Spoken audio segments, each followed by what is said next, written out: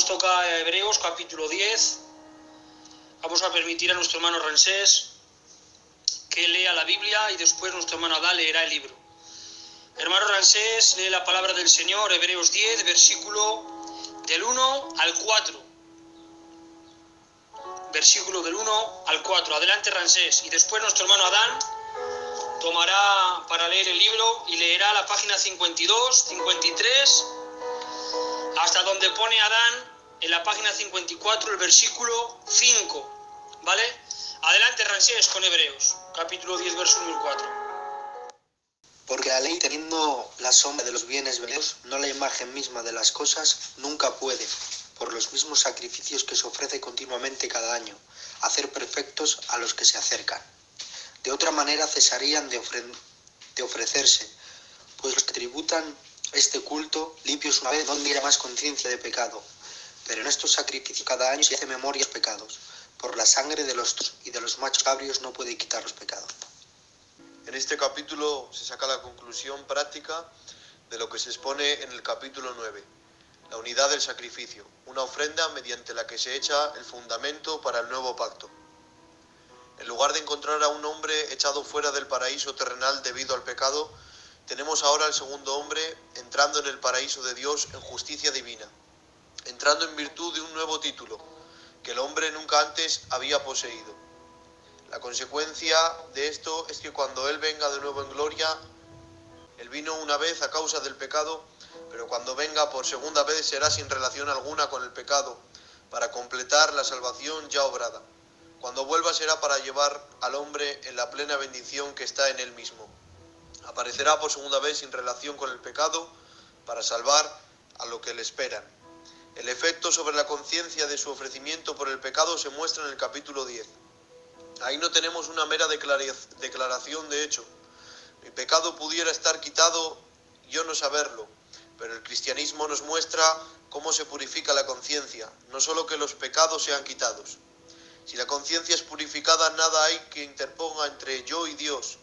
Tengo la plena liberación de todas las consecuencias del pecado y derecho a la gloria en virtud de lo nuevo. Pero ¿cuál es mi estado actual? Mi conciencia está perfectamente purificada. Esto no nos lo podía decir la ley, nunca pudo hacer perfectos a los que se acercaban a ella. Esto quedaba reservado como testimonio para el Evangelio cuando la obra fuera consumada. Cuando alguien está en presencia de Dios se conoce el pleno efecto de ello sobre la conciencia. Tenía que haber una repetición de sacrificio mientras el pecado se mantenía en pie. Siempre había bajo la ley una cuestión de pecado entre Dios y su pueblo. En el postrer día Israel alcanzará la salvación por virtud del sacrificio. Serán bendecidos por Él desde el cielo, sus pensamientos reposarán sobre Cristo viniendo a la tierra a ellos. Él les traerá bendición a ellos donde ellos se encuentran, pero no llevándolos al cielo. Este no es en absoluto nuestro caso. Nosotros estamos con Él mientras Él está en el cielo. El Espíritu Santo ha descendido como consecuencia de que Él ha entrado. No hubo entrada de sangre dentro del velo, ni fue llevado el sacrificio fuera del campamento hasta después del pecado de Nadab y Abiú. Después de este suceso, Aarón no debía entrar en cualquier momento en el lugar santísimo, sino una vez al año para rociar la sangre sobre el propiciatorio. El velo no fue rasgado entonces, pero al manifestarse el pecado, la sangre debía ser llevada dentro. El testimonio de aceptación para Israel es cuando Él salga. Ellos no pueden tenerle mientras está dentro. Nosotros estamos asociados con Él en el cielo, por el Espíritu Santo que ha venido y que nos ha dado a conocer el valor de su sacrificio. Él vendrá y nos recibirá a sí mismo, para que donde Él está nosotros estemos también. Debemos estar asociados con Él allí. Hasta su muerte esto no podía ser. Dios habría echado a un lado la ley si se hubiera introducido la plenitud de bendición, y la ley fue dada a su propio pueblo, no a los gentiles. El resultado de la obra de Cristo es que mi estado constante en la presencia de Dios es la conciencia purificada. Para esto no hay necesidad de una revelación, de un profeta. Los adoradores, una vez purificados, no tienen ya más conciencia de pecados. ¿Cuántos cristianos hay que no saben que no tienen más conciencia de pecados? Si tú no sabes esto, no conoces la virtud del sacrificio de Cristo. ¿Vas acaso a ir al cielo con pecado sobre ti? No puedes estar allí en tus pecados.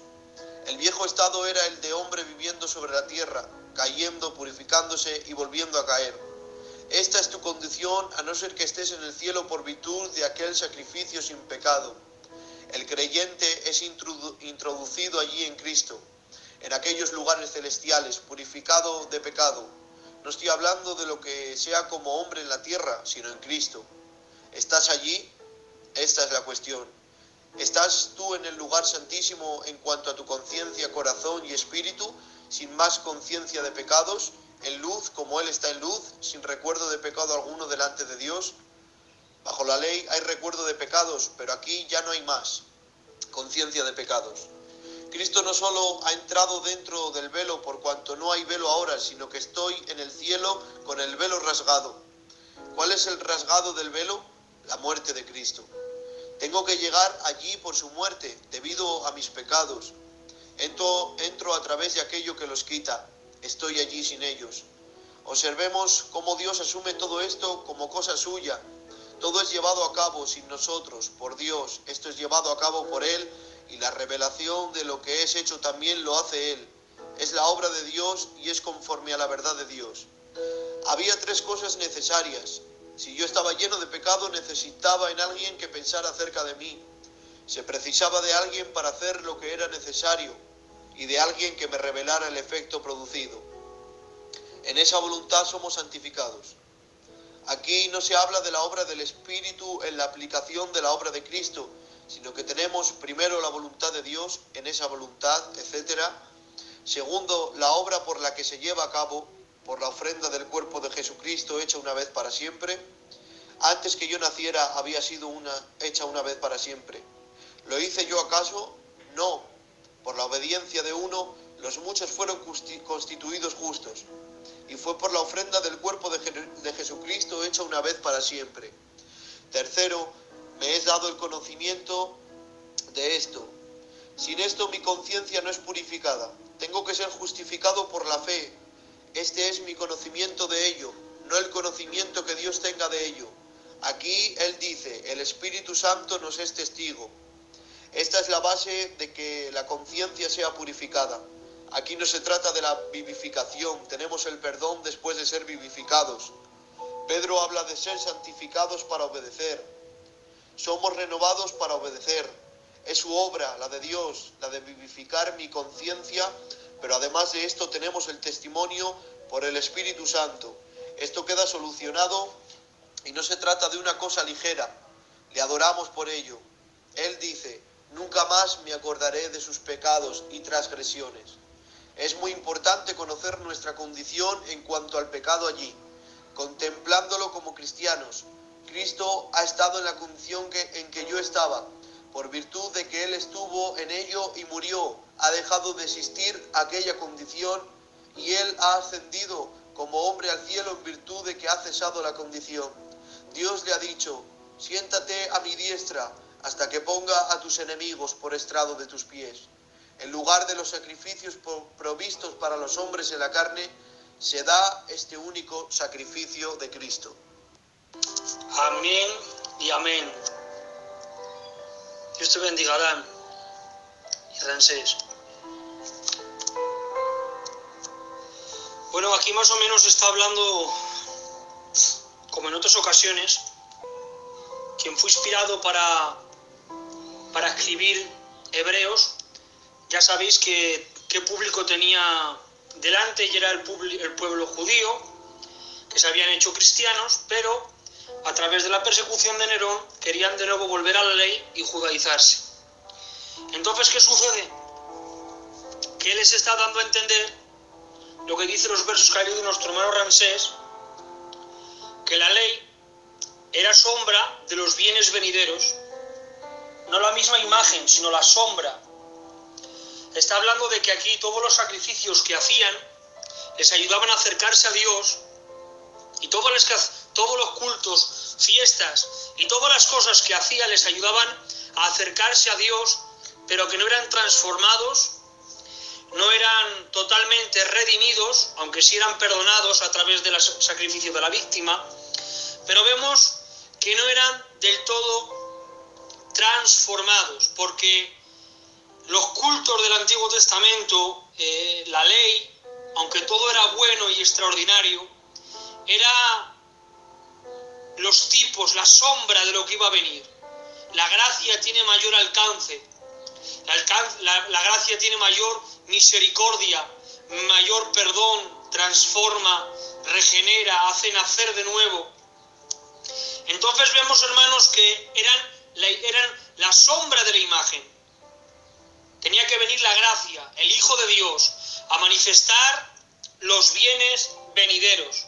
Por eso nuestro hermano Adán estaba leyendo que por 3 cosas era necesario que se haría esto. Primero, porque era en su voluntad.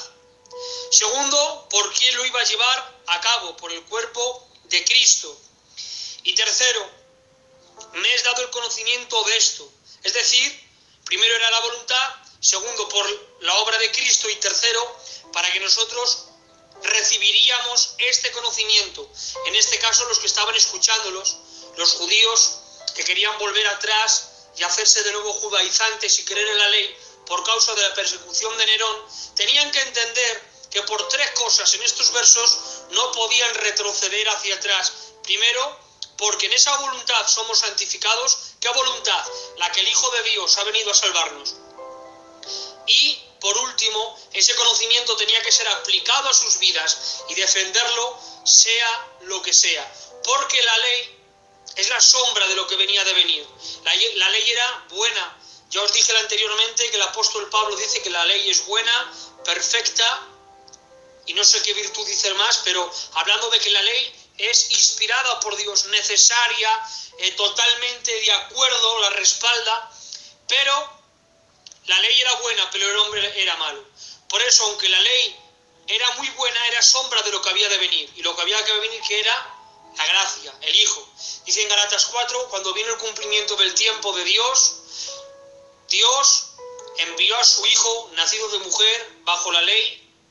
¿Para qué? ¿Cuál era el propósito de esto? De que Dios se hizo hombre, como dice en Timoteo 3:16, Dios ha manifestado en carne, para que redimiese a los que estaban bajo la ley, a fin de que recibiésemos la adopción de hijos, y por cuanto sois hijos, Dios envió a su Hijo en vuestros corazones, el cual clama, Abba, Padre. Por lo tanto, la ley era buena y necesaria, pero era sombra de lo que había de venir, ¿vale? Cuando vino la gracia, cuando vino el Hijo, todo cambió. Vamos a seguir, hermanos, leyendo la palabra del Señor. Ramsés, vas a leer Hebreos, capítulo 10, versículo 5 al 10.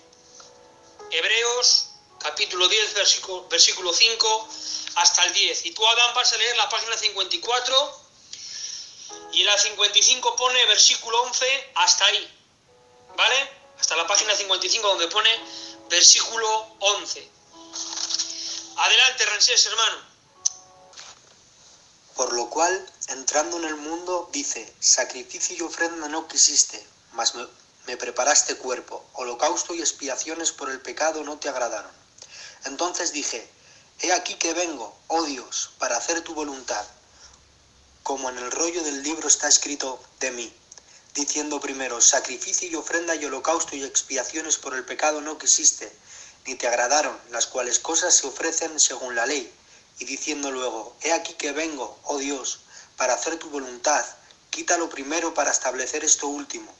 En esa voluntad somos santificados mediante la ofrenda del cuerpo de Jesucristo, hecha una vez para siempre. Me preparaste cuerpo. Cristo vino una vez por todas al lugar de obediencia para echar a un lado todas las otras ordenanzas. Presentó sus oídos como un siervo. Hiciera el hombre lo que hiciera al ofrecer sacrificios, no podía salir de la condición en la que se encontraba. Entra otro, quita lo primero para establecer lo postrero. Bajo el primero aportaban ofrendas voluntarias. Esto era el hombre, pero en el segundo todo es según la voluntad de Dios y es obediencia a la misma. Tan pronto como Cristo tiene el cuerpo preparado, no es su voluntad en absoluto. Estaba en los consejos de Dios en tiempos remotos, como en el rollo del libro está escrito de mí. En el cielo hubo la buena disposición de Cristo para darse a sí mismo. Él emprende llevarlo todo a cabo. Luego, cuando está inmenso en ello, pasa a través de todo ello en obediencia. Mas para que el mundo conozca que amo al Padre, y como el Padre me mandó, así hago. Levantaos, vamos de aquí. Aquí tenemos un perfecto amor hacia el Padre, y al mismo tiempo una perfecta obediencia. Tenemos la voluntad de Dios en toda su perfección, a Cristo ofreciéndose para ser el obediente. Y no tengo solo el hecho en propósito, sino todo el valor de un ser divino entregándose a sí mismo.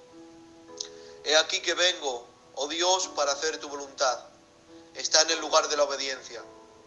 Diciendo primero sacrificio y ofrenda y holocaustos y expiaciones por el pecado no quisiste, ni te agradaron, las cuales cosas se ofrecen según la ley. Y diciendo luego, he aquí que vengo, oh Dios, para hacer tu voluntad. Aquí encuentro que la voluntad del hombre es totalmente echada a un lado. La voluntad del hombre es maldad, el principio de pecado. Una voluntad independiente de Dios es el principio mismo de pecado.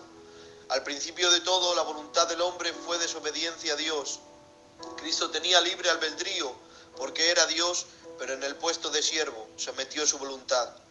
La horrenda soberbia humana olvida que su independencia de Dios, que su voluntad no movida por la voluntad de Dios, es rebelión contra Él, y este es nuestro estado natural. Todo excepto la obediencia a la voluntad de otro es pecado. Olvidamos que somos criaturas. Cristo vino para hacer la voluntad de Dios, nunca la suya. Esta pretendida independencia del hombre, porque después de todo los hombres son los esclavos de Satanás, queda totalmente echada a un lado por otro hombre introducido. Él tiene que aprender obediencia por las cosas que padeció. Él rindió toda su voluntad. No hubo nada a lo que se volviera él en lo que la obediencia no fuera padecimiento. Y sufrió también de parte de Dios por los pecados del hombre. Él se ofreció a sí mismo por el Espíritu eterno.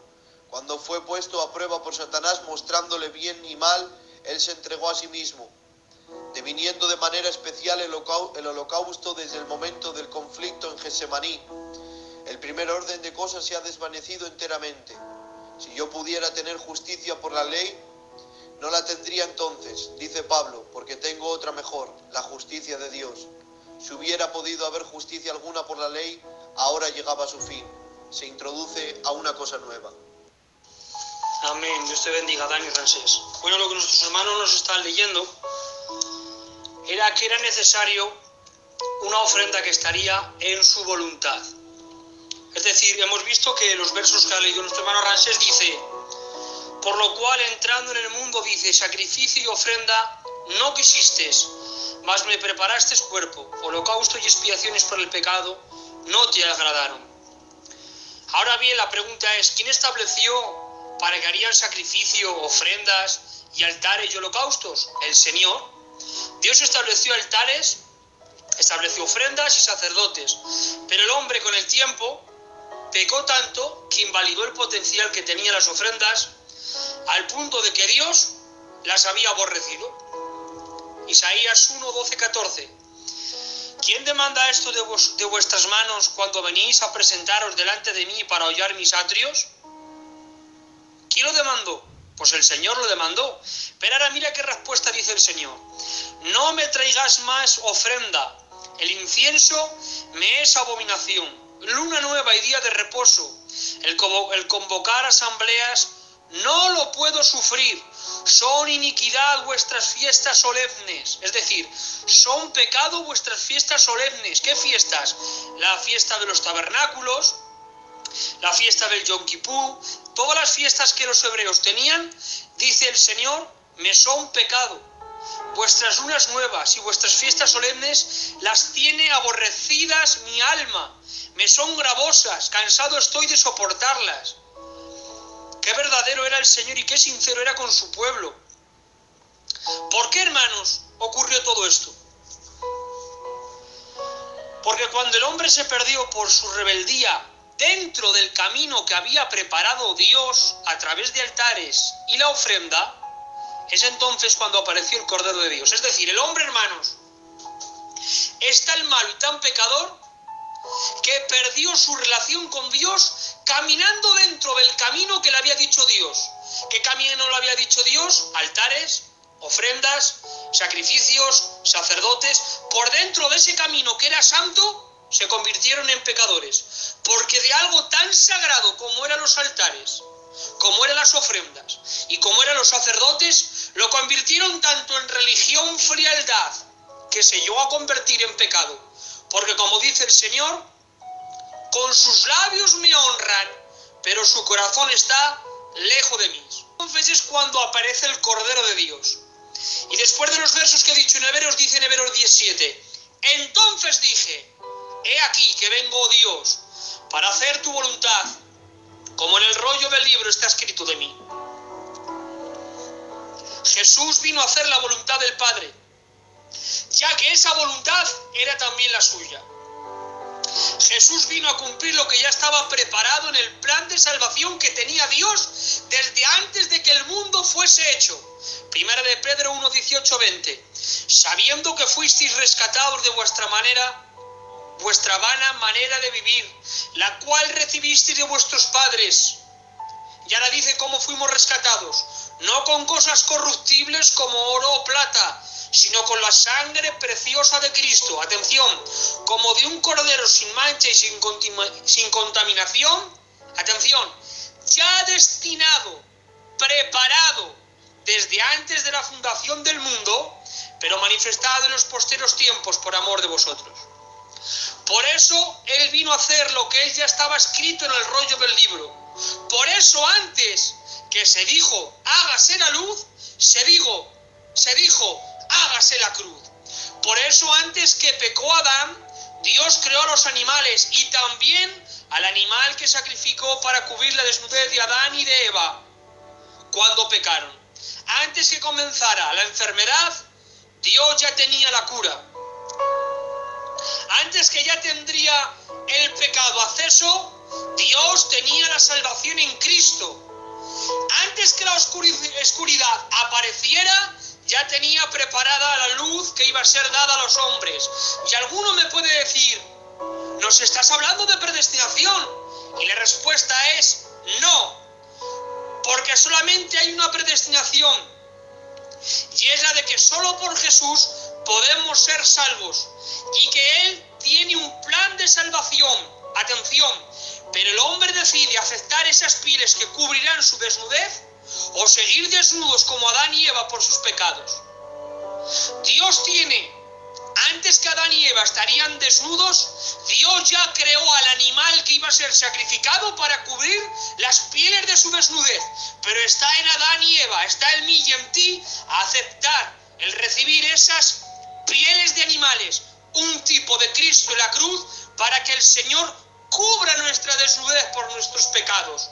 El plan ya está hecho y diseñado, pero el hombre decide si aceptar cubrir su desnudez con estas pieles de carnero, el cual son un tipo de Cristo en la cruz, o seguir con sus pecados y con su desnudez.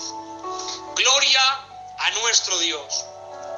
Continuamos, hermanos, con versos de la palabra y con el libro. Nuestro hermano Rancés va a leer ahora Hebreos 10, versículo 11 y 12.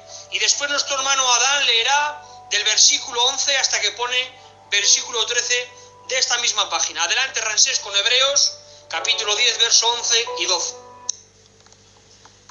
Y ciertamente todo sacerdote está día tras día ministrando y ofreciendo muchas veces los mismos sacrificios, que nunca pueden quitar los pecados. Pero Cristo, habiendo ofrecido una vez para siempre un solo sacrificio por los pecados, se ha sentado a la diestra de Dios.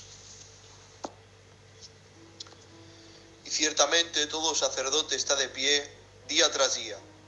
Y siempre estaban de pie porque siempre había pecado que quitar. Lo que ellos hacían para quitarlo nunca cumplió nada.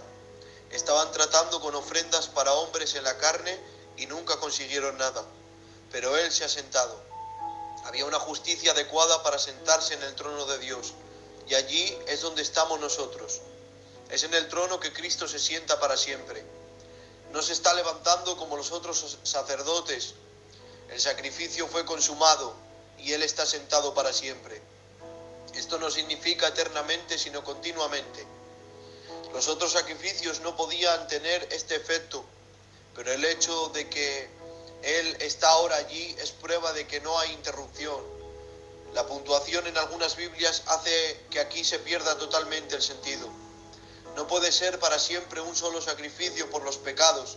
Él está sentado sin tener que volver a levantarse, por cuanto el valor del sacrificio es ininterrumpido en la presencia de Dios, y el Espíritu Santo viene para mostrarse el resultado de lo mismo. La persona que tenía los pecados tiene que ser excluida del cielo. Entonces Cristo queda excluido si no han sido quitados, porque Él los tomó.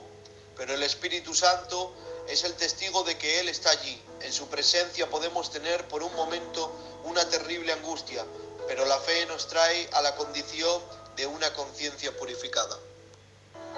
Amén. Jesús fue ofrecido una sola vez y le permitió sentarse y reposar. Hebreos 8:1. Ahora bien, el punto principal de lo que venimos diciendo es que tenemos tal sumo sacerdote, el cual se sentó a la diestra del trono de la majestad en los cielos. Su ofrenda fue tal que se ha sentado. Los sacerdotes ofrendaban a diario y tenían que estar continuamente ofrendando. Aunque había relevos y descansaban en momentos, ninguno tenía la garantía de sentarse y descansar todo lo que quisiera, porque sus ofrendas no tenían el alcance de darles ese privilegio de reposar. En cambio, la ofrenda de Cristo fue tal que se ha sentado a la diestra de Dios. Cristo fue ofrenda en la cruz para que sería sacerdote en el cielo. Aunque intercedió como sacerdote ante el Padre con su propia sangre, y ahora sigue intercediendo por nosotros por nuestra santificación. No intercede porque su ofrenda sea débil y no tenga potencial. Intercede por nosotros, pero descansa en su ofrenda, porque su ofrenda nos salvó. Su sacerdocio ahora intercediendo nos santifica. Por eso está sentado, porque aun como sacerdote intercede por nosotros, su ofrenda le hace estar sentado, tranquilo, reposado, aquietado.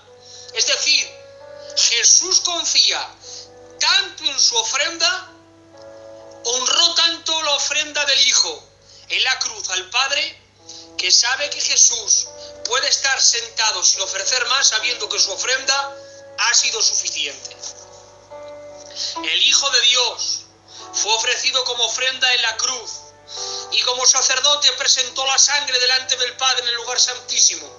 Y esa ofrenda tiene tanta honra, tanta gloria, tanto poder, tanto alcance, tanta efectividad, tanta autoridad y tanto respaldo, que con una vez es suficiente. Y Jesús sabe lo que hizo. Descansó, ay Padre, descansó en su ofrenda, sabiendo que el Padre la recibió como olor fragante, como incienso aromático, como mirra excelente. Gloria al Hijo de Dios. Leemos, hermanos, la palabra, Hebreos capítulo 10, versículo 13 y 18, Ransés. Y después nuestro hermano Adán va a leer desde el versículo 13 hasta que pone el versículo 19 de la página 56. Adelante, Ransés, y después nuestro hermano Adán.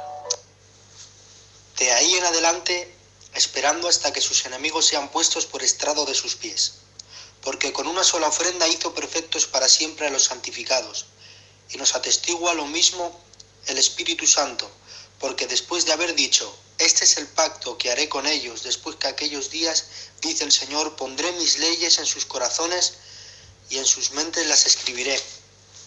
Y añade, y nunca más me acordaré de sus pecados y transgresiones, pues donde hay remisión de estos, no hay más ofrenda por el pecado. De ahí en adelante esperando. Esta es la paciencia de Cristo. La conciencia no tiene nada que hacer con la espera. La justicia no tiene nada por lo que esperar. La conciencia nada tiene que esperar. Todo está hecho. Él ha hecho perfectos para siempre a los santificados. No meramente están aquellos santificados por Dios, sino que Él los ha hecho perfectos. Están perfectamente separados, perfeccionados por Dios por la misma cosa mediante la que los ha separado. Entonces estos pueden decir: soy perfecto para Dios y mi corazón está feliz con Él, porque soy perfecto delante de Él.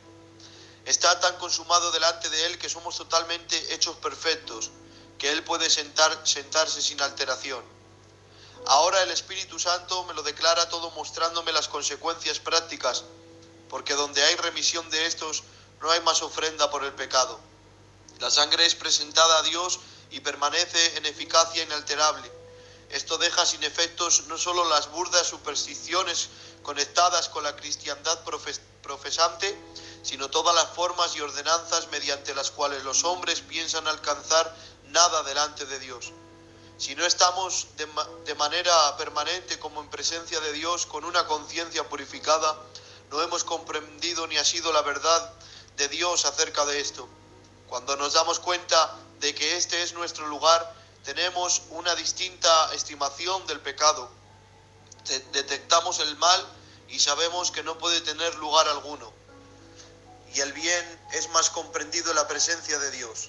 El pecado se juzga de manera más profunda que cuando se trata meramente del terror e incertidumbre. Amén.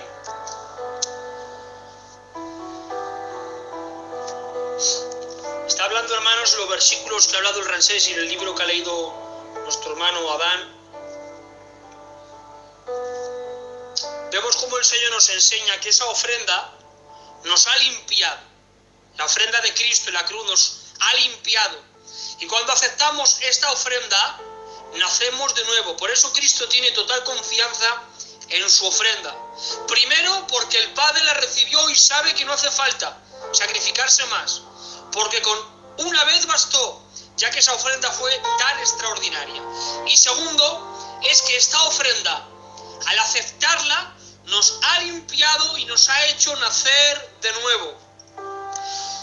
Todo lo que necesitaba el cristiano es entender el valor y alcance de esta ofrenda.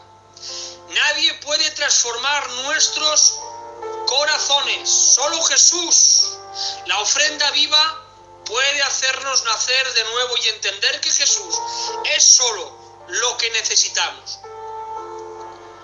Por eso, a Nicodemo, después de decirle que tienes que nacer de nuevo, le dice Juan 3:16, porque de tal manera amó Dios al mundo, que ha dado a su Hijo unigénito, para todo aquel que en él cree no se pierda, mas tenga vida eterna. Mientras lo escribía, hermanos, en esta tarde he disfrutado. ¿Qué dijo que tenía que nacer? Y le dijo cómo debía de nacer. Es decir, le dijo lo que tenía que hacer y cómo hacerlo. Y después vemos cómo esas palabras convirtieron a Nicodemo, de tal manera que cuando murió Jesús, Nicodemo fue uno de los que le dieron sepultura. Nicodemo entendió que solo el sacrificio de Cristo, el Cordero de Dios, que quita el pecado del mundo, era todo lo que necesitaba para ser transformado. Por eso al Nicodemo que le dice, al fariseo Nicodemo, y cuando hablo de fariseo no hablo de hipócrita, sino al maestro, a un maestro de la ley, a un doctor de la palabra, a un hombre que en estos tiempos le llamaríamos teólogo, profesor, maestro. Pues a un maestro de la ley de esos tiempos que le dice que es necesario nacer de nuevo, le inyecta ese golpe mortal a su dogma teológica, a sus principios y a su conocimiento. A ese que le golpea de tal manera y le dice, todo lo que haces no sirve si no naces de nuevo. A ese que le metió esta pregunta de duda, y la pregunta de Nicodemo, ¿cuál fue? ¿Y cómo haré, Señor? ¿Me meteré de nuevo en la matriz de mi madre y naceré de nuevo? Al que le dice que tiene de nacer de nuevo, le dice cómo hacerlo. ¿Y cómo hay que hacerlo? Creyendo en el Hijo, que de tal manera amó Dios al mundo que lo entregó. Porque solamente el mensaje del Hijo, oh Dios, solamente el mensaje de Cristo es el que va a impartir vida en nuestros corazones para recibirlo, aceptarlo y ser transformados.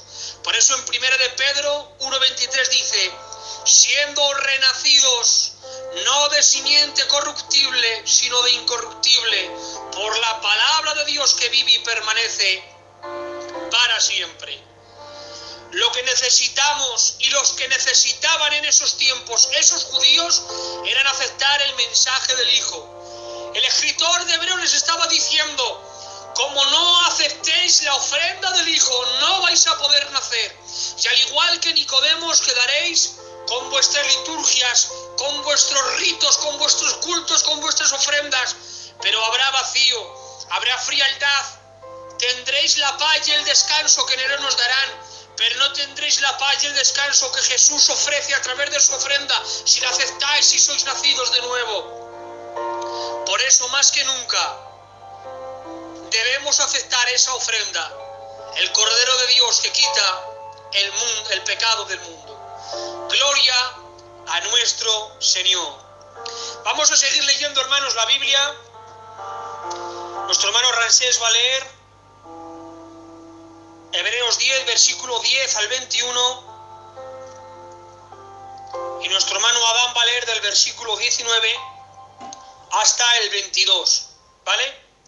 Adelante, Rancés.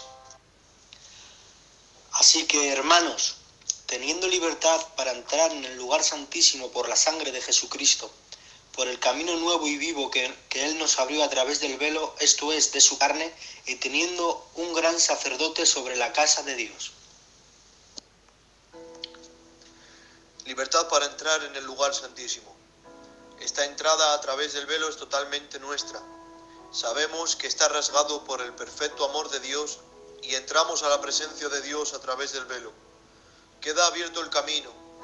Vamos a donde Cristo ha ido. La santidad que rasgó el velo ha quitado el pecado. Versículo 21, teniendo un gran sacerdote. No vamos entrando allí a hurtadillas, a solas. El sumo sacerdote que ha hecho la obra está allí delante de nosotros.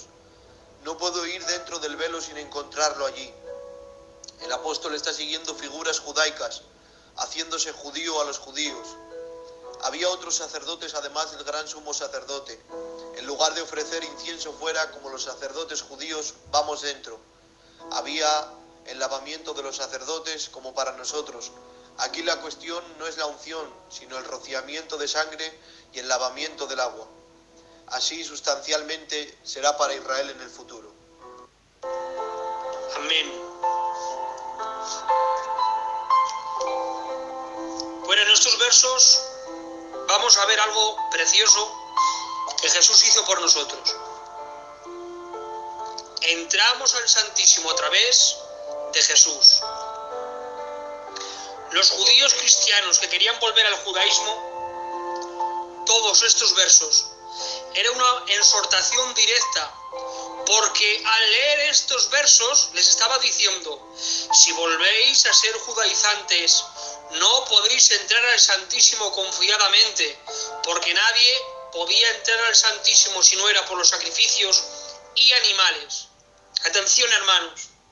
Dios diseñó el tabernáculo para tener comunión con el pueblo de Israel. Éxodo 25, 8 al 9 dice: y harán un santuario para mí, y habitaré en medio de ellos conforme a todo lo que yo te muestre, el diseño del tabernáculo y el diseño de todos sus utensilios, así lo haréis. Éxodo 29, 43, 45.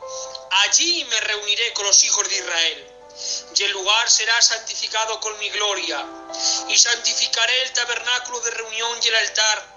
Santificaré asimismo a Aarón y a sus hijos para que sean mis sacerdotes, y habitaré entre los hijos de Israel y seré su Dios.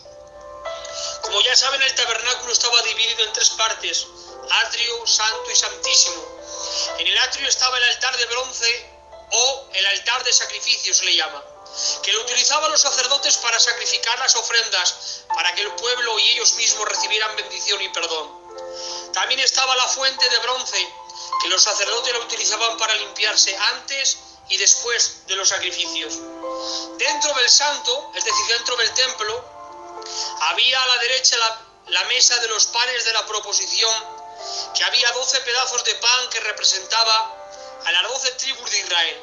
A la izquierda estaba el candelero de oro que lo utilizaban para iluminar el lugar santo. Y un poco más más adelante en el medio estaba el altar del incienso, donde se derramaba incienso y especies aromáticas para adorar al Señor y honrarles, y la ofrenda y los sacrificios del altar de bronce eran recibidos en agradecimiento. Y dentro del Santísimo estaba el arca de Jehová, también se le llama el arca del pacto o el arca de la alianza, donde dentro del arca estaban los 10 mandamientos, el maná y la vara de Aarón que reverdeció, floreció y fructificó. Y fuera estaban los 2 querubines, y la gloria de Dios se manifestaba en el arca una vez al año, cuando entraba el sumo sacerdote a salpicar la sangre del animal para recibir un año más el perdón de Dios. Ahora bien, ¿cuáles eran las obligaciones de los sacerdotes? Primero, eran lavados con aguas, Éxodo 29:4. Segundo, eran vestidos con ropa sacerdotal, Éxodo 29:5. Tercero, eran ungidos con aceite, Éxodo 29:7. Cuarto, sacrificaban un carnero y con su sangre se untaban el óvulo de la oreja derecha, el pulgar de la mano derecha y el pulgar del pie derecho, Éxodo 29:15-19. No debían consumir bebidas alcohólicas, Levíticos 10:9. No debían raparse el cabello y la barba, ni hacerse heridas en el cuerpo, Levíticos 21:5. Séptimo, solo podían casarse con una mujer virgen de la tribu de Leví, Levíticos 21:7-14. No podían tener ningún defecto físico, Levíticos 21:16-21. Estas obligaciones tenían los sacerdotes, pero ahora, en Hebreos 10:19, les dice el escritor de Hebreos a los que lo estaban escuchando, que quizá no eran sacerdotes, les dice que entren con libertad al lugar santísimo. La pregunta es, ¿cómo podían o cómo podemos entrar al lugar santísimo con libertad si no cumplimos con todas estas obligaciones? Es decir, no todos los que estaban escuchando este mensaje eran de la tribu de Leví, ni todos podían ser sacerdotes. Nosotros no somos de la tribu de Leví, ni tenemos el óvulo de la oreja derecha tintado con la sangre, ni los pulgares de las manos ni de los pies tintados con la sangre, ni tenemos ropa sacerdotal. ¿Cómo podemos entrar con libertad al lugar santísimo si no cumplimos con las obligaciones que el Señor exigió en los Levíticos y en Números acerca de los sacerdotes? Mateo 27:50-51. Mas Jesús, habiendo otra vez clamado a gran voz, entregó el Espíritu, y he aquí, el velo del templo se rasgó en dos, de arriba abajo. La sangre del Cordero no solo perdonó al pueblo, sino que abrió el Santísimo para que todo el mundo podría entrar con libertad y con confianza. Por eso en Juan 14:6, esto lo dijimos el otro día, pero lo volvemos a decir. Jesús dijo en Juan 14:6, yo soy el camino, la verdad y la vida, nadie va al Padre si no es por mí. En la esencia hebrea este verso significa lo que os voy a decir. El tabernáculo tenía 3 puertas que dividían al atrio santo y santísimo. La primera puerta los hebreos le llamaban el camino, la segunda puerta en el lugar santo le llamaban verdad, y el velo del Santísimo, que era lo que dividía el santo del Santísimo, le llamaban vida. Lo que Cristo les estaba diciendo a los discípulos era, no podéis entrar por el camino, no podéis entrar por la verdad, por la puerta del santo, y no podéis entrar al velo del Santísimo, que es la verdad, que es la vida, si no es a través de un animal que se ofrece por el pueblo. Y ese animal, esa ofrenda soy yo. Nadie va al Padre si no es por mí. Es lo que Jesús les estaba diciendo. Les estaba diciendo, mi ofrenda os va a abrir acceso al lugar santísimo, a la séquina, a la gloria de mi Padre. Al estar con mi Padre en el lugar santísimo. Y aunque tú, Pedro, Juan, Jacobo, quizás no sois todos de la tribu de Leví, y todos no sois sacerdotes, pero mi sangre, mi ofrenda os va a dar entrada al lugar santísimo, ya que yo rasgo con mi sangre el velo que os separa, que no os comunica con la gloria de mi Padre. Esto es algo, hermanos, que me enamora del Señor. ¿Por qué la ofrenda de Cristo? ¿Por qué el evento de Cristo en la cruz sí que abrió el lugar santísimo y otros eventos, milagros o victorias no lo abrieron? Porque, hermanos, en el Antiguo Testamento, hermanos, ha habido milagros extraordinarios, victorias sorprendentes. ¿Por qué ese milagro, esa victoria, esa sanidad, ese poder de hombres no abrieron el Santísimo y el de Cristo sí? Porque, hermanos, ni cuando Josué derribó los muros de Jericó, ni cuando Gedeón con los 300 venció a los madianitas, ni cuando Sansón mató a los 1000 hombres, ni cuando David mató al gigante, ni cuando Elías hizo descender fuego, ni cuando Eliseo sanó la olla con harina, ni cuando el horno no quemó a Sadrach, Mesach y Abednego, ni cuando sobrevivió Daniel a los leones, pudo abrir el Santísimo. ¿Saben por qué no abrió el velo ningún milagro o victoria? Atención, porque el velo era lo que separaba a Dios del pueblo. Y a Dios no se podía acercar con milagros, con victorias, pero sí con sangre. ¡Aleluya! Por eso cuando Dios vio el sacrificio del Hijo y vio su sangre, rompió el velo en dos de arriba abajo, solo a través del Hijo. Abrió el Santísimo. El velo se rasgó de arriba abajo, porque al velo no se podía presentar el sacerdote con victorias, ni con orgullo, ni con milagro, ni con poder, ni con sanidad, ni diciendo yo soy un gran sacerdote. No, ningún hombre merecía abrir el lugar santísimo, ya que el Santísimo, el velo se abría una vez al año solamente, por cuando el animal era ofrecido en el altar de bronce. ¡Aleluya! Estoy sintiendo el Espíritu Santo. Y para que usted y yo entraríamos al lugar santísimo, antes hubo una ofrenda en el altar de bronce, un cordero inmolado, un cordero limpio, sacrificado, inmolado por nuestros pecados. Y nosotros ahora con esa sangre nos presentamos y el velo se abre, pero no a través de nuestros milagros, no a través de nuestra victoria, sino a través de esa sangre. Cuando el Padre ve la sangre, entiende que nosotros entramos con acceso, con libertad, con confianza, por la sangre del Cordero. Y algo que también me sorprende es que se rasgó de arriba abajo, no de abajo arriba. ¿Saben por qué?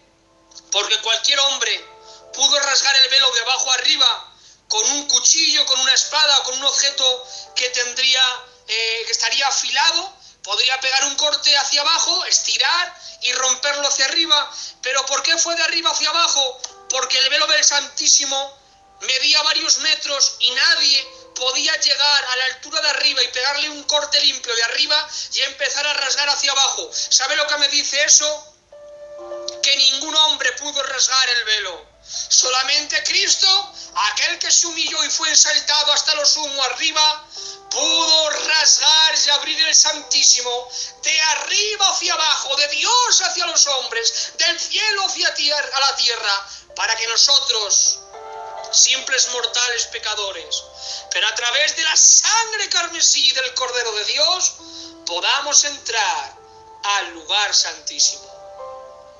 Gloria al Cordero inmolado, ensangrentado, pero recibido arriba con toda gloria.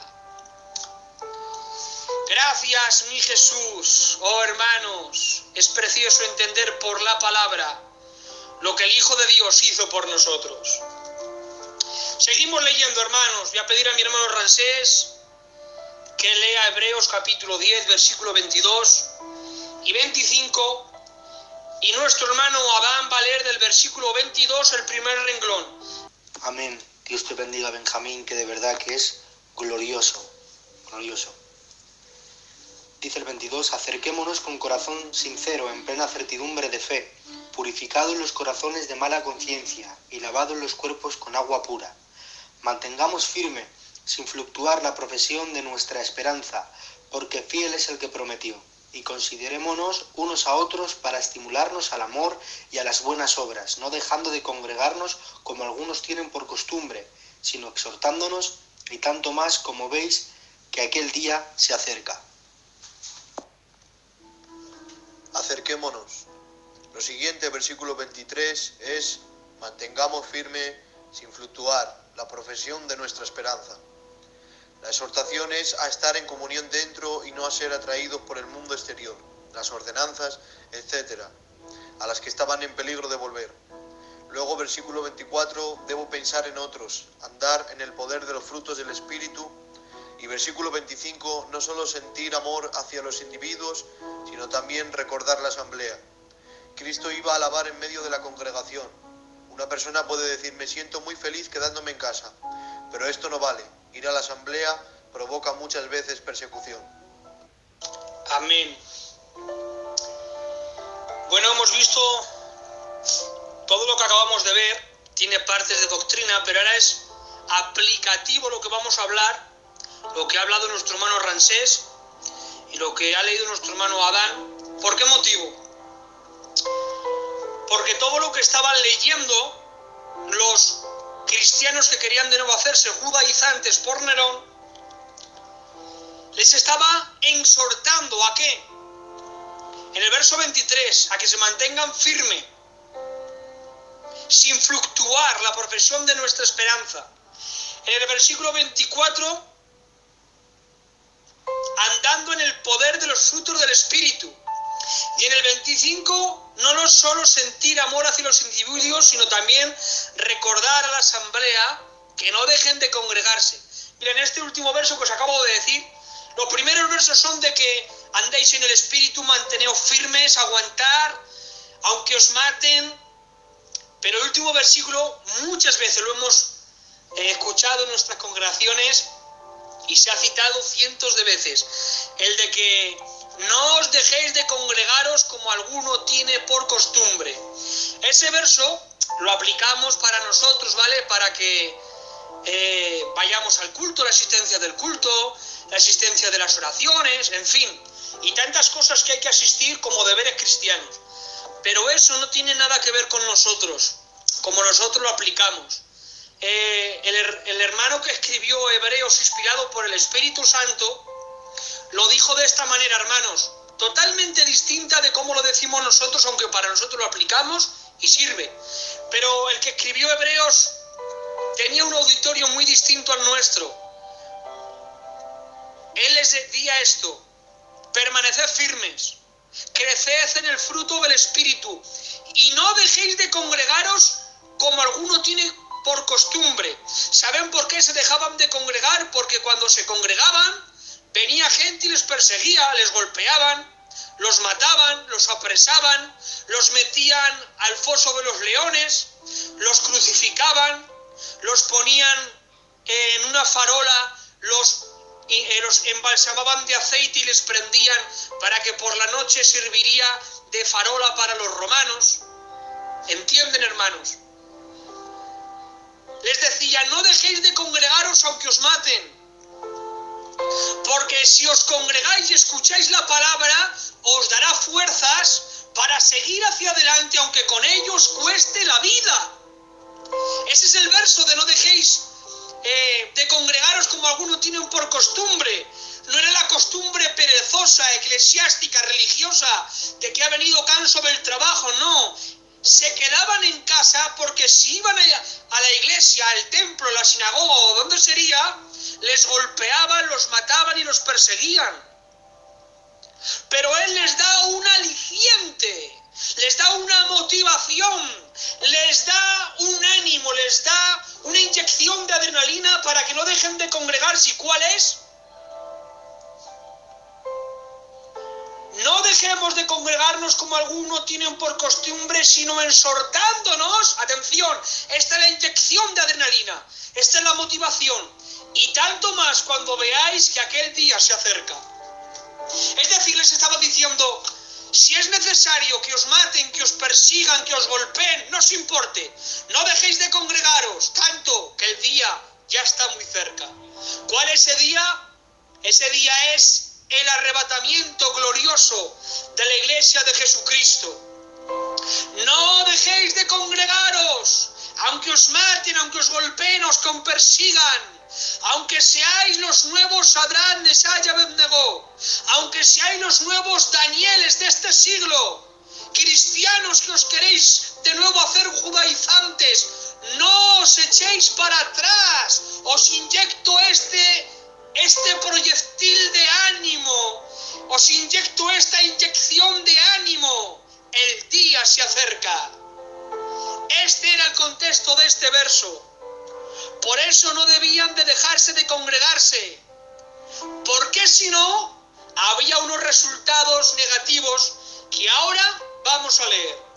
Hermano Ramsés, lee la palabra del Señor en Hebreos 10, versículo 26 al 31, y después nuestro hermano Adán nos leerá el libro del versículo 26 hasta el finalizar, que ya queda en la siguiente página.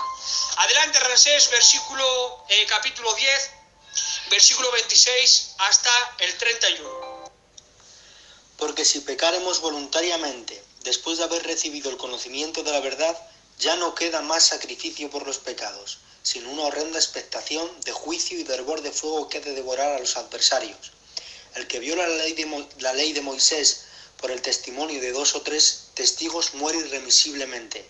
¿Cuánto mayor castigo pensáis que merecerá el que pisoteare al Hijo de Dios y tuviere por inmunda la sangre del pacto en la cual fue santificado e hiciera afrenta al Espíritu de gracia?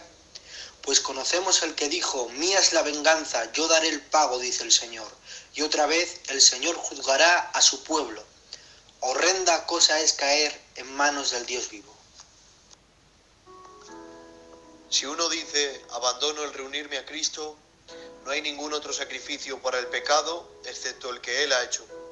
Si pisoteas la sangre de aquel sacrificio sabiendo lo que es, pero dejándola de lado voluntariosamente, tu porción es la misma que la de los adversarios. Una persona que ve la verdad y la abandona es siempre más acerba que cualquier otra cosa. Es un adversario. Si escogen el pecado en lugar de Cristo, no queda más sacrificio. Se trata de un caso de abandonar abiertamente al Señor por la propia voluntad en pecado, no de fracaso ni de desobediencia, sino de apostasía. Vemos a través de esta epístola la importancia del lugar en el que somos puestos y la responsabilidad de caminar en conformidad al mismo. Cristo está siempre en presencia de Dios por nosotros. Por lo tanto, tendremos título a entrar libremente allí. Nuestro puesto nunca cambia, aunque el pecado naturalmente estorbe la comunión hasta que sea confesado. Amén.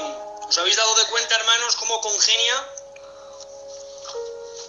La exhortación era permanecer firmes en los frutos del poder del Espíritu Santo. No os dejéis de congregar como alguno tiene por costumbre. ¿Por qué?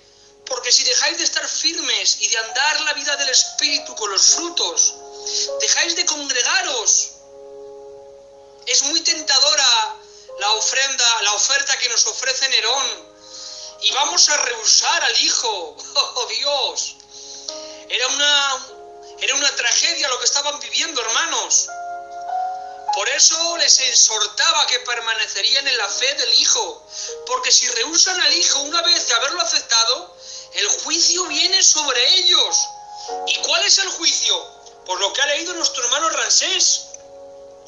Porque si pecaremos voluntariamente después de haber recibido el conocimiento de la verdad, ya no queda más sacrificio por los pecados, sino una horrenda expectación de juicio y de hervor de fuego que ha de devorar a los adversarios. El que viola la ley de Moisés por el testimonio de 2 o 3 testigos muere irremisiblemente. Y ahora hace una pregunta, les está contestando, les está exhortando con una pregunta. Le dice: ¿cuánto mayor castigo pensáis que merecerán los que pisotearen al Hijo de Dios y tuvieren por inmunda la sangre del pacto en la cual fue santificado y hiciera frente al Espíritu de gracia? En muchos tiempos, hermanos, en este tiempo no estoy seguro, aunque creo que sí, pero en muchos tiempos, el verso que acaba de hablar es porque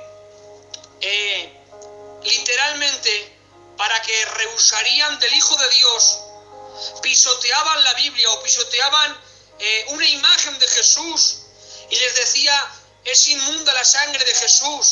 Por eso habla este contexto. Porque cuando renunciaban la fe del Hijo de Dios, lo hacían voluntariamente.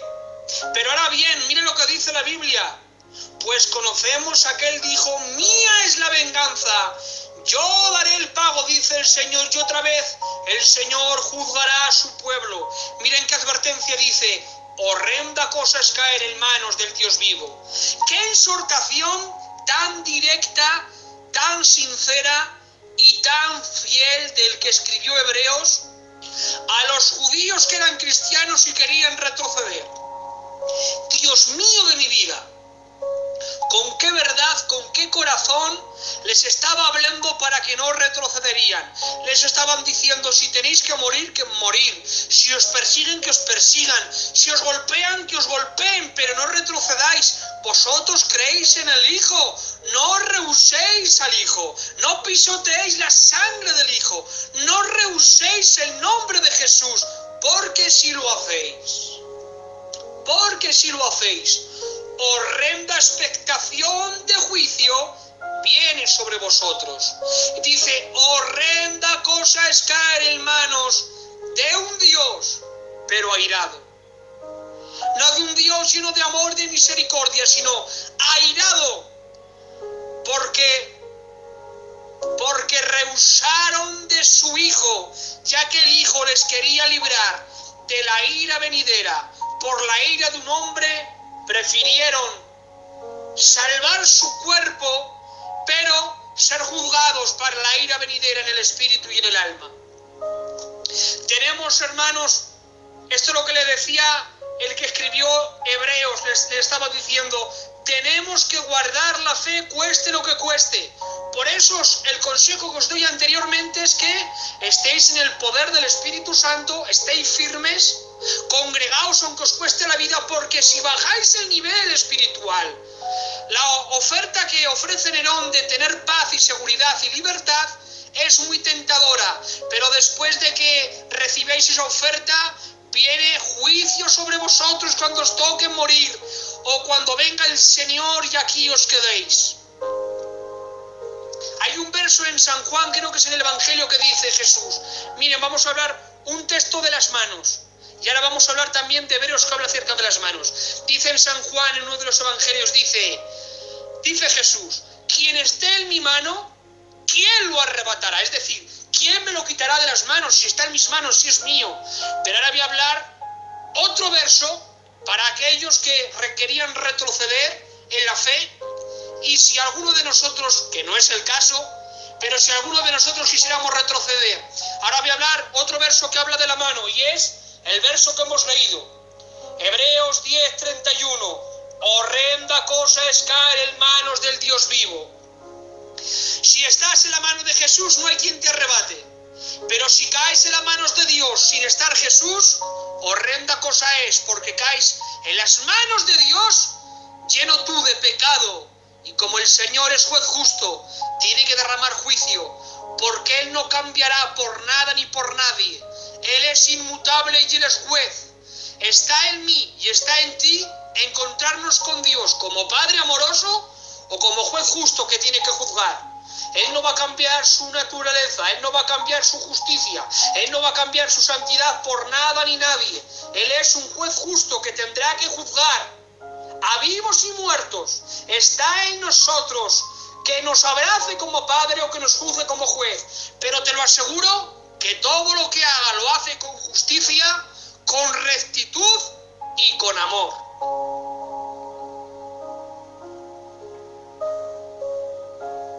Esta era la exhortación que exhortaba el escritor de Hebreos a los cristianos que serían judaizantes. No retrocedáis, estad firmes en el camino del Señor. Bueno, pues el resumen más o menos del capítulo 10, vemos que habla de el Antiguo Testamento y el Nuevo, en la ley y la gracia. Habla sobre que la ley es la sombra, que la gracia es lo que tiene que venir para traer lo verdadero. Segundo, era necesaria una ofrenda que estaría en su voluntad, ya que todas las ofrendas de los hombres eran aborreción para Dios, ya que lo hacían sin corazón, lo hacían por cultura, lo hacían por religión. Tercero, Jesús fue ofrecido una sola vez y le permitió sentarse y reposar, descansar. Cuarto, esta ofrenda nos ha limpiado y cuando aceptamos esta ofrenda nacemos de nuevo. Por eso Cristo tiene total confianza en su ofrenda, porque esta ofrenda, si la aceptan los pecadores, recibirán el poder y la transformación de nacer de nuevo. Quinto, al ser nacidos de nuevo a través de Cristo, ahora a través de su sangre entramos al lugar santísimo. Sexto, les exhorta que permanezcan congregados aunque sean perseguidos. Y séptimo, les exhorta a que sigan permaneciendo en la fe, porque si no, el juicio vendrá sobre ellos. Esto es lo que más o menos nos encontramos en el capítulo 10 de Hebreos. Vamos a dar gracias al Señor por este estudio y por tanto bien que nos ha hecho. Oh Jesús, que entendemos que Jesús nos ha hecho cobrar esa ofrenda al aceptarla, nacer de nuevo. Y al nacer de nuevo por gracia y misericordia, al aceptarlo, nos permite entrar al lugar santísimo a relacionarnos con Él en amor. Oh Jesús, te adoramos. El Hijo marca la diferencia. Ámalo, respétalo, valóralo. No hay nadie como Jesús. Él es el deseado de las naciones. Él fue a la cruz para que tú entrarías en el Santísimo. Te adoramos a ti, Señor. Anare bogrenir basabago banaya. Gracias, Señor. Hasta aquí, hermanos, este estudio. Vamos a dar gracias a nuestro Dios.